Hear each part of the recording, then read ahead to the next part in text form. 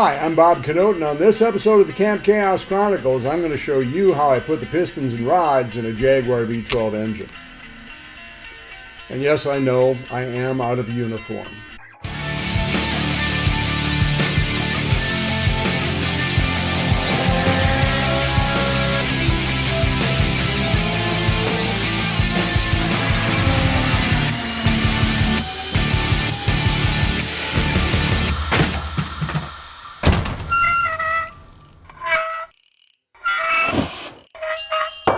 Dang it. So we've now reached the point where we're going to take these things and put them in that thing. Now, the tool that we use to do that is one of two sorts. First of all, this is the tried and true method right here. This is the band type. You put it around the piston and tighten it up with an L wrench. And what it does is it compresses the piston rings down so that you can slide them into the bore. And if you got the right sort of cylinder liner hold downs, you can actually do this without removing the tie downs. But it takes me 2 or 3 tries to get this to work because the ring always sneaks out from underneath and makes it impossible for you to put the piston in. So what I've done is I've graduated to this one right here. This is a round aluminum cylinder that has a taper on the inside, and that taper is it tapers down to 3.552.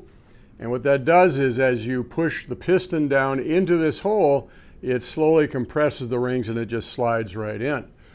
Now, unfortunately, because of this thickness right here, it means that you have to take the cylinder hold downs loose from the cylinder. So you got a little bit of a danger zone there where you got those liners free where they could actually come loose. So you need to be mindful of that.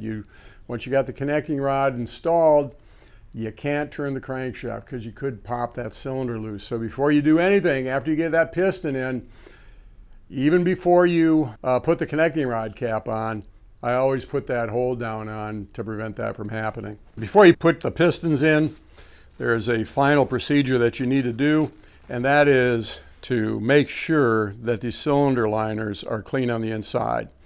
And in order to do this, you got to take the cylinder liner retainers off. You remember what those look like. These are intended to keep those in the block, preventing you from accidentally jarring these things loose. So there is you're kind of in the danger zone here. You want to be careful with this.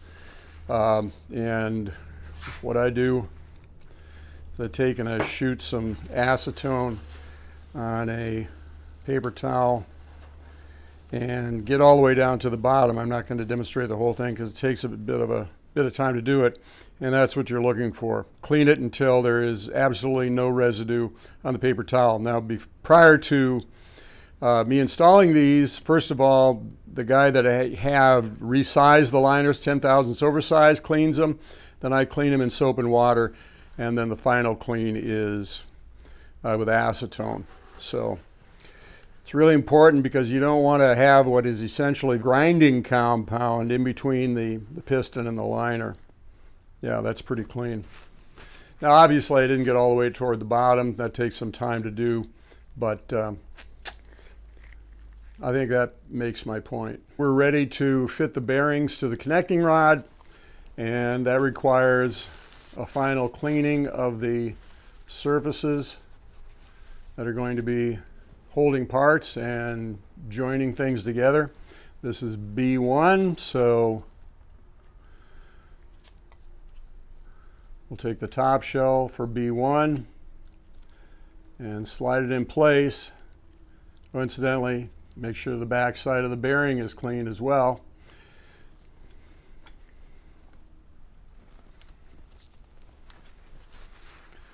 Do the same thing to the cap.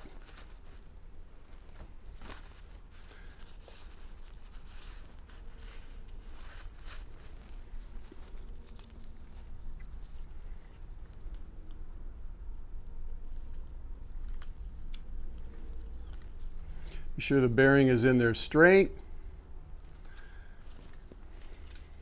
'Cause Obviously, there's a good way to put these together and a bad way. That would be the bad way. So that's what we're looking for right there. Now remember, there's a right way and a wrong way for the piston and the connecting rod to go together.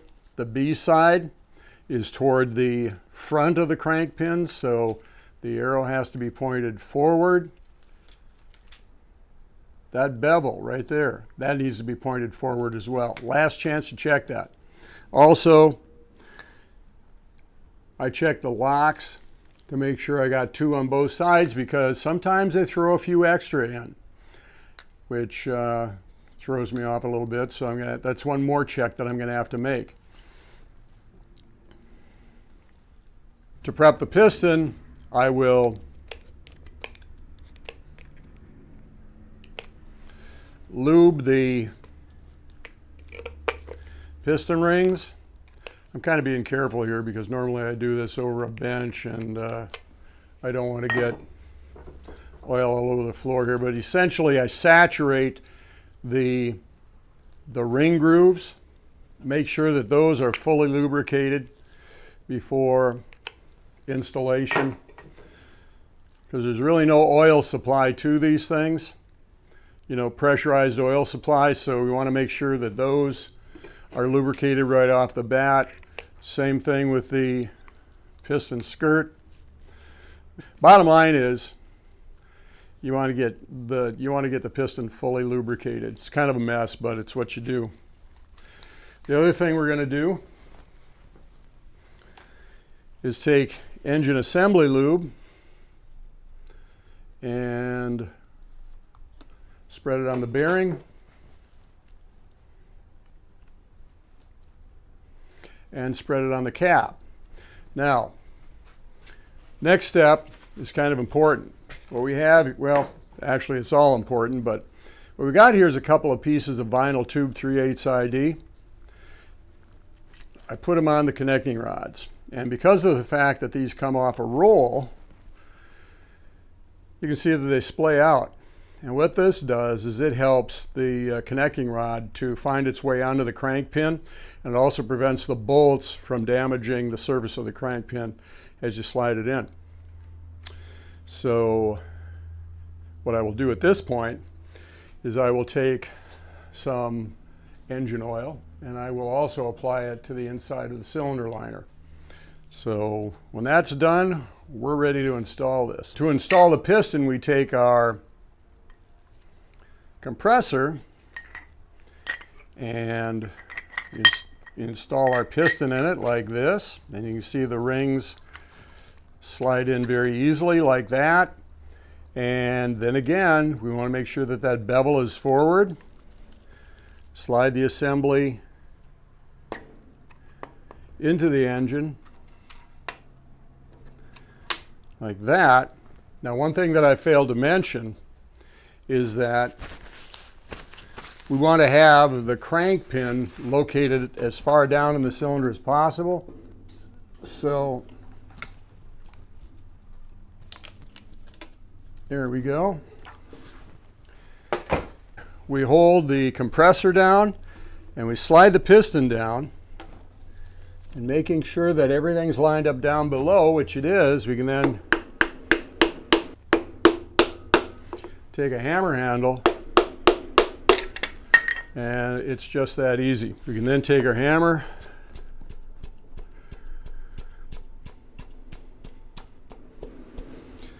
slide it down till it's fully seated, and then, super duper important, put this back on, because if you decide to move the crankshaft without those on, you could run the possibility of popping that liner or those 2 liners loose, which means you got to start square one on those 2 cylinders. At this point then, you're going to take the cap for that connecting rod,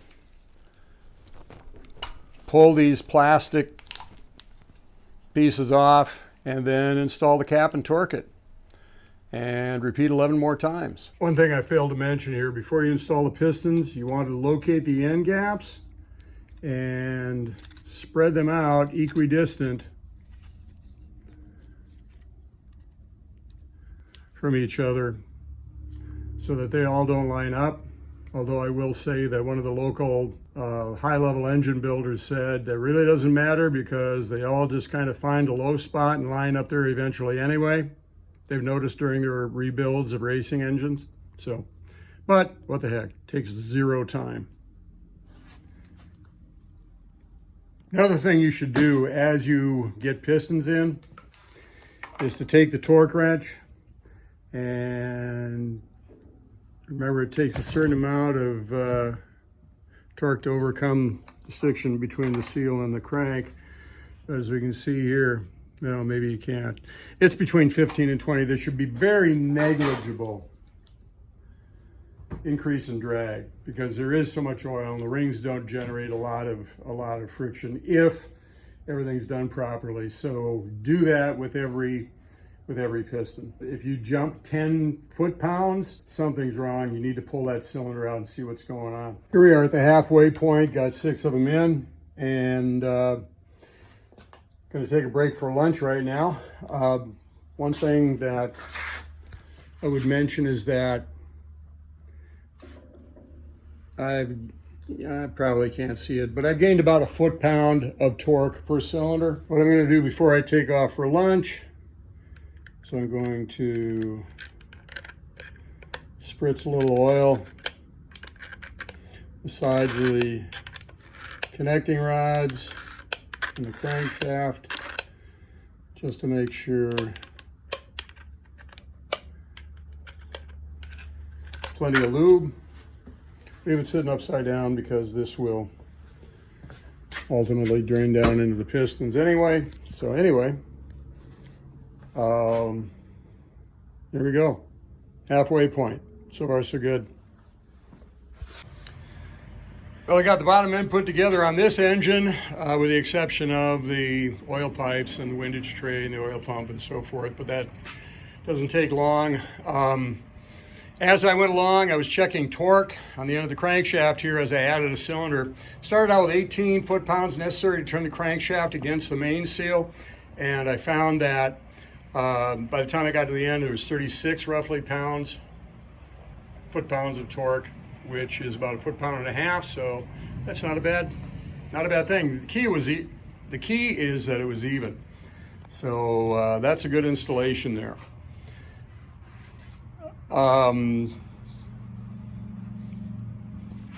one thing you may have noticed laying around the room here is little bits of this stuff. Now, what this is if I can open this with one hand while holding the camera, and there.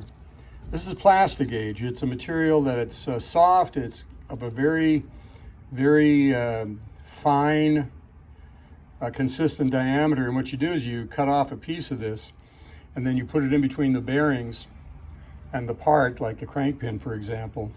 And then you torque it down, and what happens is that this gets smashed in between the parts. And what you then do is take these scales on the envelope, and you compare the smashed material with these measurements, and you can see it goes from 1/1000 to 3/1000 of an inch. And you'll notice that there's a column on my form that is for Plastigauge. This is the measured dimension that I measured all the parts. That check mark indicates that the Plastigauge bears it out. Now, the reason I do that is that it serves as a form of backup to make sure that what I've calculated on the paper is actually what it is. And I found that the Plastigauge readings were just as consistent, although just a bit smaller, and I found that's a common thing, just a bit smaller, a couple 10,000 smaller than the calculated measurement. I'm happy with this. And you're going to put this one to bed and start on the other one.